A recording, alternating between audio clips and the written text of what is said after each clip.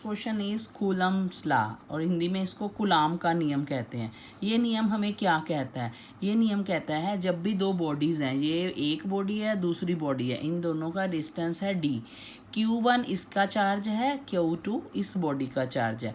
जब भी दो चार्ज इक्वल होते हैं, यानी कि अगर तो दोनों प्लस प्लस हैं तो वो रिपेल करेंगे, अगर एक प्लस है एक माइनस है वो अट्रैक्ट करेंगे।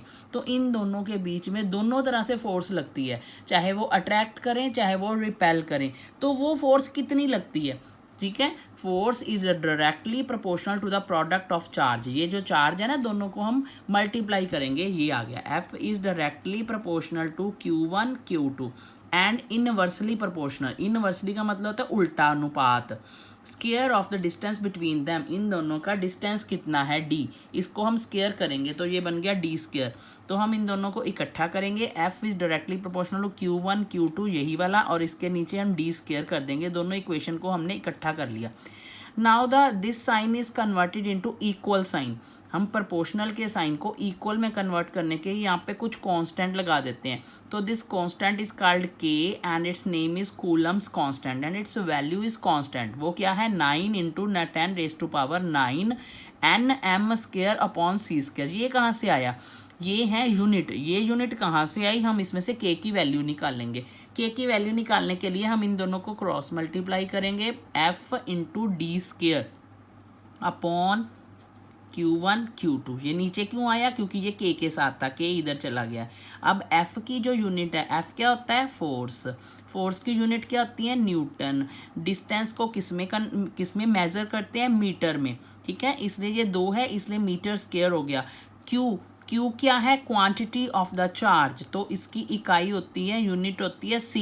तो ये 2 चार्ज हैं, C स्क्वायर, इसलिए ये वाली यूनिट हम k के साथ लगाते हैं। इस तरह आपको न्यूमेरिकल आएगा जिसमें कि आपको 2 Q1 Q2 दिया होगा डिस्टेंस, उसमें फोर्स निकालना है। तो ये आपका हो गया कूलम्स लॉ, जिस तरह हमने यहाँ पे आपको जूल्स लॉ किया है, ओम्स लॉ किया है, and third one is Coulomb's law. That's it.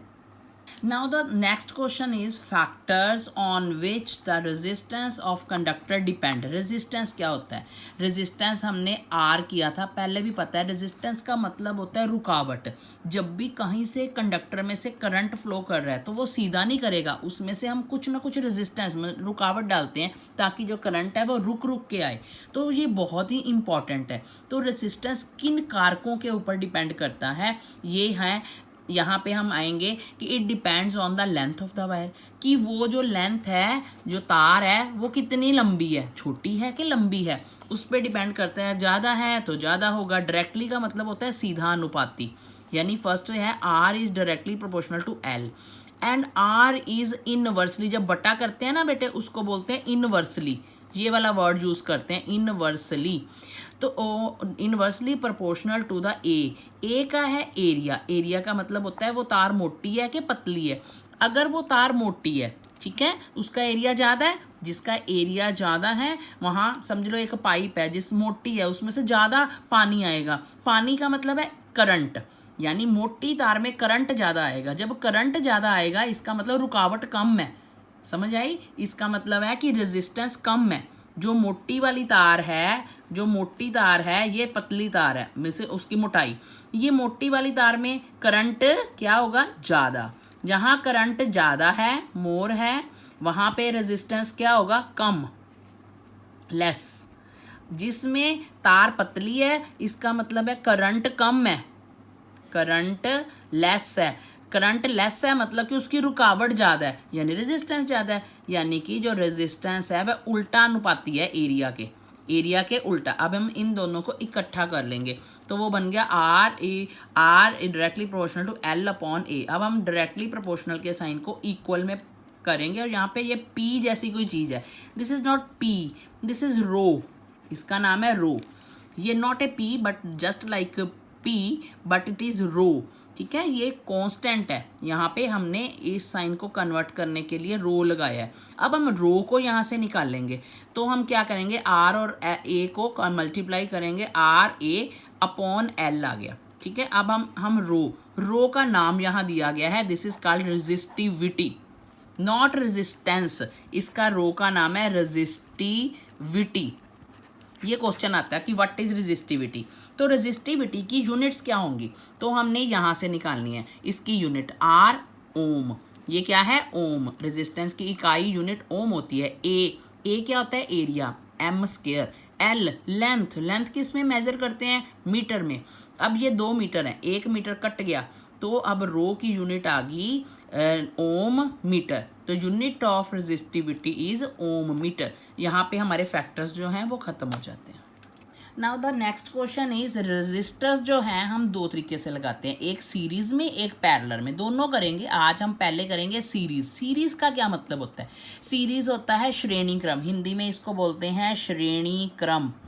मतलब कि ऐसे ऐसे ऐसे, मैं आपको डायग्राम बना के दिखाती हूँ कि आपने एक कंडक्टर है जिसमें से कि ये हो गया R1, ये हो गया R2, ये हो गया R3। इसको हम R1 R2 R3 क्यों कहते हैं, क्योंकि इसमें हमने 3 रेजिस्टर्स लगाए हैं, रुकावटें दी हैं, किसके, करंट फ्लो करने के लिए। ये करंट फ्लो हो रहा है, ठीक है। यहाँ पे हम बैटरी लगाएंगे, ये बैटरी है। अब बैटरी कैसे बनानी है, एक लाइन बड़ी एक छोटी, एक बड़ी एक छोटी। अगर बड़ी से स्टार्ट किया है तो मतलब प्लस, छोटी का मतलब माइनस। यहाँ पे हमने की लगाई है, की का मतलब ऑन ऑफ करने के लिए, ठीक है। अब यहाँ से करंट पास हो रहा है ऐसे करके। अब हमने कितना करंट पास हो रहा है वो हम मेज़र करते हैं एम मीटर से। यहाँ पे हम ऐसे करके ए लगा देते हैं, ए का मतलब एम मीटर। एम मीटर क्या होता है, एम मीटर जो कि करंट को मापता है, कितना करंट। और ये रेजिस्टर्स को नापने के लिए हम यहाँ पे लगा देते हैं V. What is V, V is voltmeter. Voltmeter क्या बताता है, इसकी रीडिंग कि हमने कितना रेजिस्टेंस लगाया है, उसको मेजर ये करना है, एम मीटर ए। इस तरह करंट फ्लो करे, तो जब ऐसे करके रेजिस्टर्स लगाए तो उसको सीरीज बोलते हैं।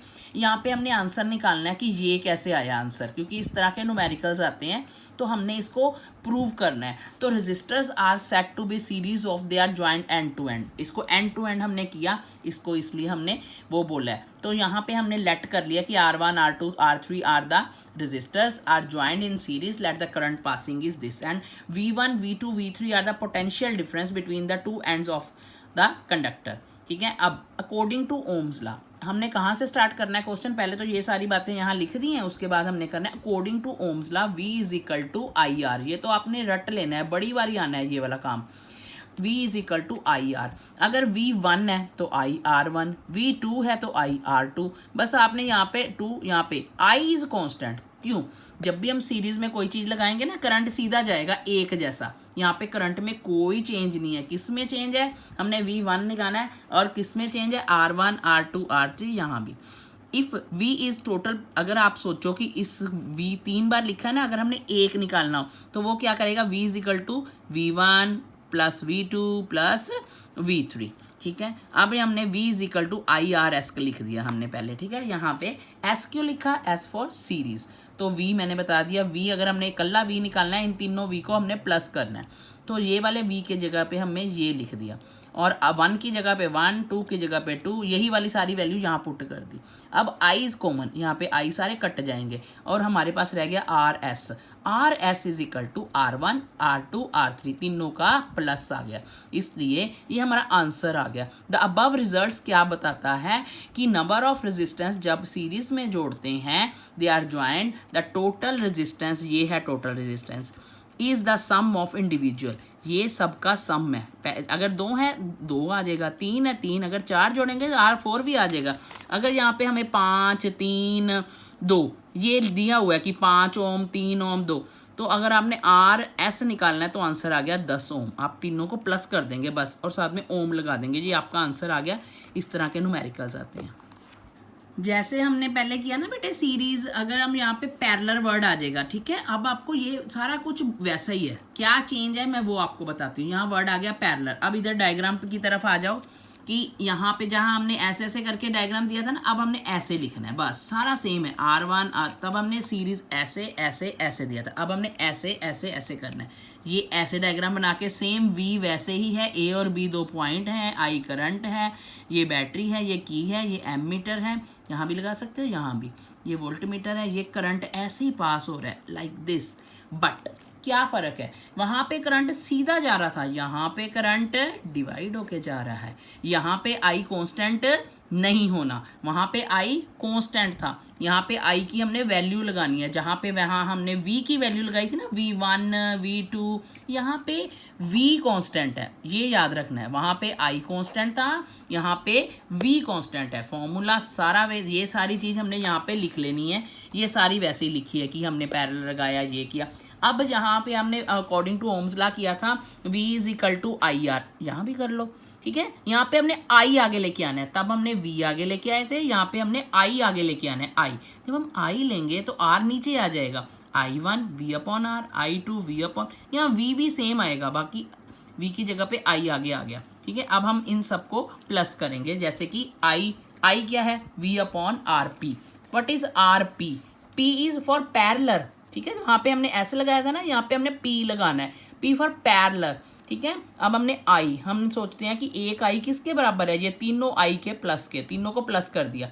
हम ये वाली i के नीचे ये लगा देंगे v अपॉन आर पी, इस i के नीचे ये वाली वैल्यू पुट कर देंगे, v upon r1, v upon r2, v upon r3। यहाँ पे हम ये तीनों की वैल्यूज यहाँ पुट कर देंगे। यहाँ पे v इज कॉमन, v सब कट गए, सारे v कट गए, i नहीं है, ये 1 है। 1 upon R P is equal to 1 upon r1 और 1 अपॉन r2 प्लस 1 अपॉन, यहाँ पे 4v होता 4, 2 होते 2।